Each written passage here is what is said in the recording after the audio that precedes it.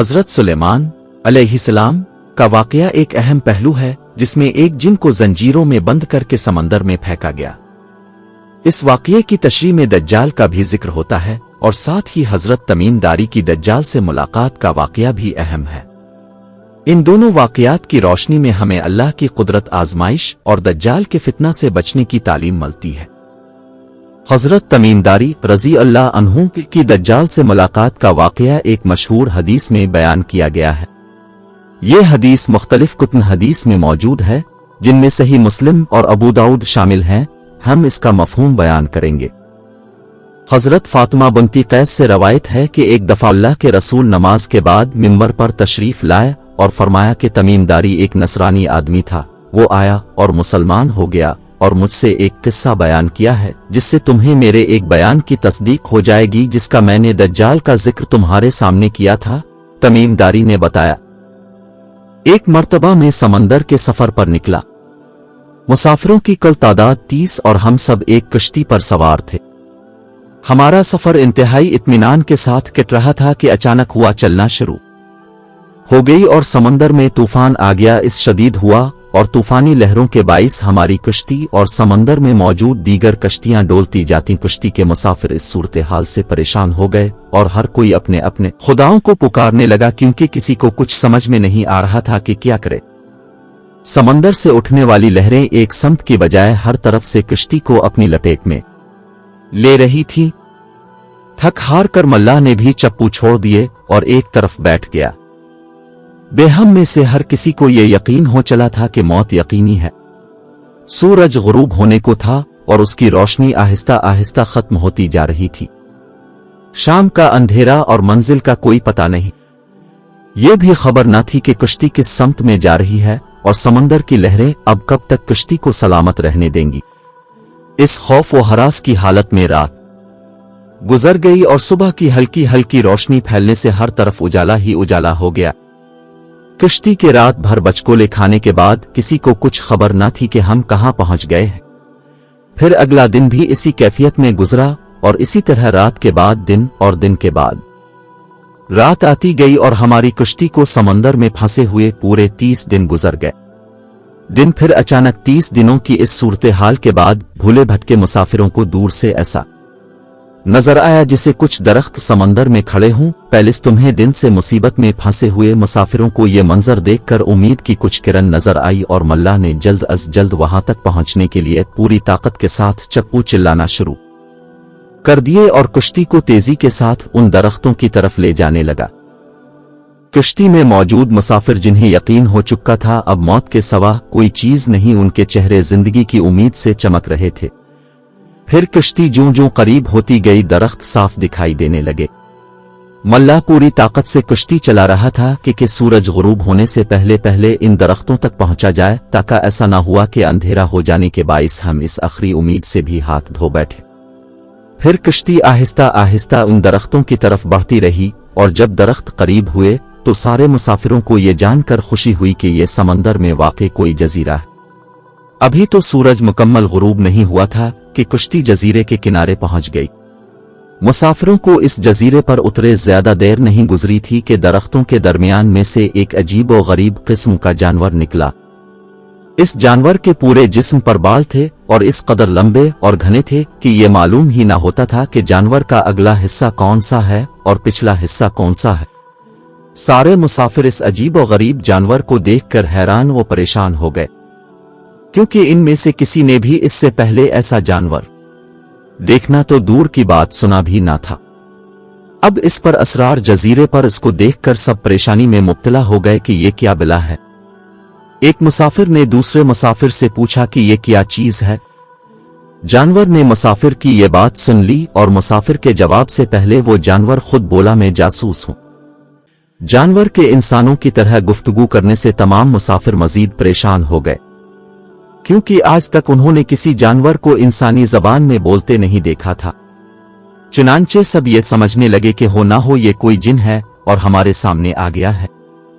تمہاری جاسوسی کا مقصد کیا ہے اور تم کس کے لیے جاسوسی کرتے ہو؟ ایک مسافر نے ہمت کر کے اس سے پوچھا۔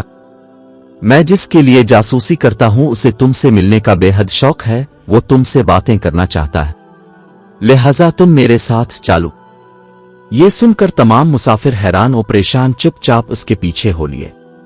वो अजीब व गरीब जानवर दरख्तों के दरमियान बने हुए रास्ते से होता हुआ एक पुराने महल के सामने जाकर खड़ा हुआ। महल को चारों तरफ से बुलंद व बाला दरख्तों ने घेर रखा था। मुसाफिरों ने वहां पहुंचकर परेशान नजरों से इसकी तरफ देखा और फिर जानवर की तरफ सवालिया नजरों से देखने लगे। जानवर फिर आगे चला और सब मुसाफिरों को एक बड़े दरवाजे से गुजारते हुए महल के अंदर ले गया।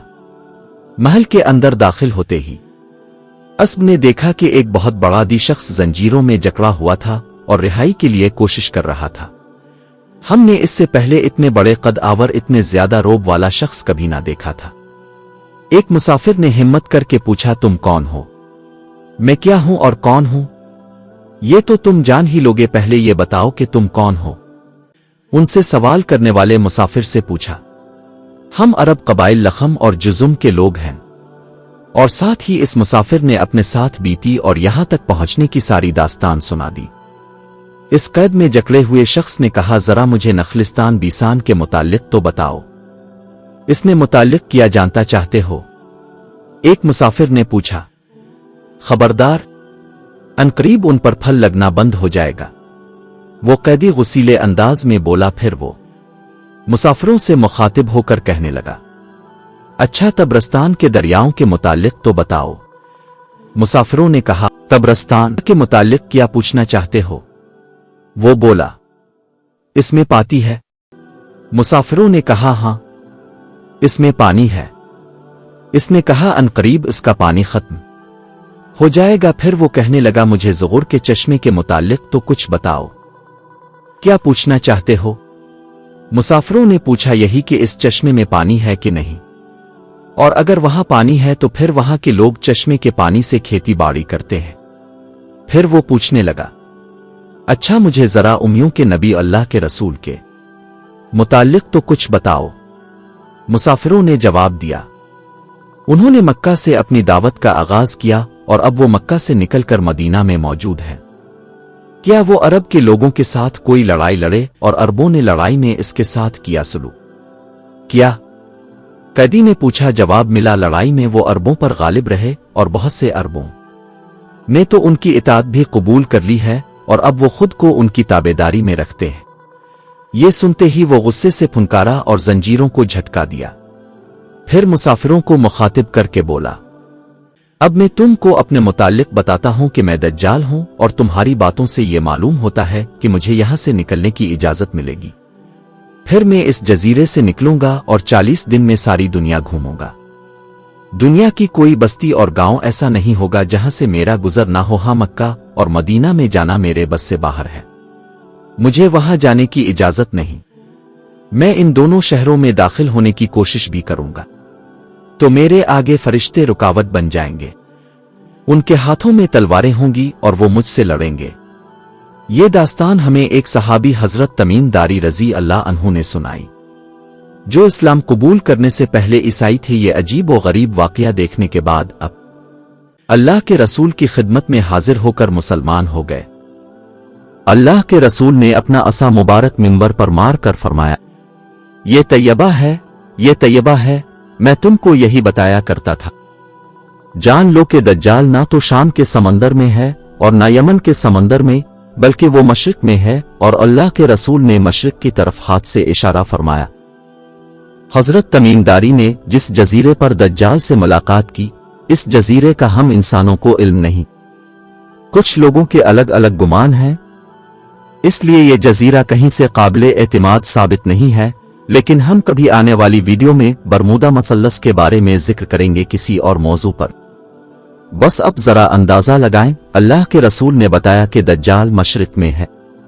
आपके जहन में एक सवाल आएगा कि दज्जाल अभी भी जंजीर में बंद है, जैसा कि अपने हदीस सुनी होगी कि रमजान में शयातीन को कैद कर लिया जाता है। इसी तरह अल्लाह के हुक्म से दज्जाल को भी जंजीर में जकड़ा हुआ है और उसके मुकर्ररा वक्त पर अल्लाह के हुक्म से जाहिर हो जाएगा। आपको हैरानी होगी कि बहुत से यहूदी तंजीमें, उल्लुमैती वगैरह इसको बोलाने के लिए क्या कुछ नहीं कर रही है। अगर एक तरफ इसराइल को मसलन लाल गाय को काटना تو اب حال ہی میں یہ امریکہ سے درآمد ہو کر اسرائیل روانہ ہوئی ہے۔ لال گائے، جو کہ یہودیوں کا یقین ہے کہ اس لال گائے کو کاٹ کر وہ اس خون سے پاک ہوگے جیسے کہ وہ ابھی ناپاک ہے۔ پھر ان کا مسیحا یعنی دجال ظاہر ہوگا، یعنی فتنہ دجال۔